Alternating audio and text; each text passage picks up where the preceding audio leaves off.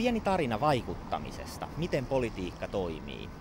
Mä uskon siihen, että kun julkinen sektori tilaa koodausta, se kaikki pitää julkaista avoimena koodina.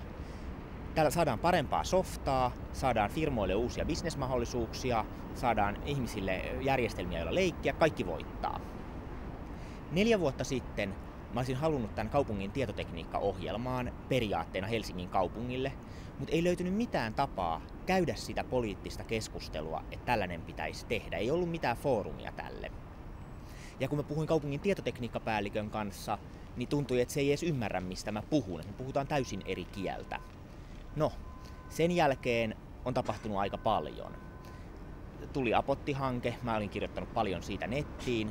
Tuli kunnallisvaalit, joissa pääsin valtuustoon. Tää oli yhtenä teemana mukana, yhtenä toki vain, mutta mukana. Sitten tehtiin kaupungin strategiaa, jonne vihreiden ja mun esityksestä saatiin se, että perustetaan kaupunginhallitukselle IT-jaosto, jonka yksi tehtävä on valvoa julkisia ohjelmistohankintoja ja ohjata niiden periaatteita. Ja musta tuli sen jaoston puheenjohtaja myös. No nyt me tehdään kaupungin seuraavaa tietotekniikkaohjelmaa, ja nyt sinne on kirjattu, että kun Helsingin kaupunki hankkii koodausta, tulokset julkaistaan avoimella lisenssillä, ellei ole perusteltua syytä muuhun. Tämä vei 4 vuotta ja se vaati sen, että rakennetaan elin, jossa voidaan keskustella tästä. Nyt kaikki puolueet kokoomuksesta vasemmistoliittoon kannatti tätä ajatusta, koska ajatus on järkevä.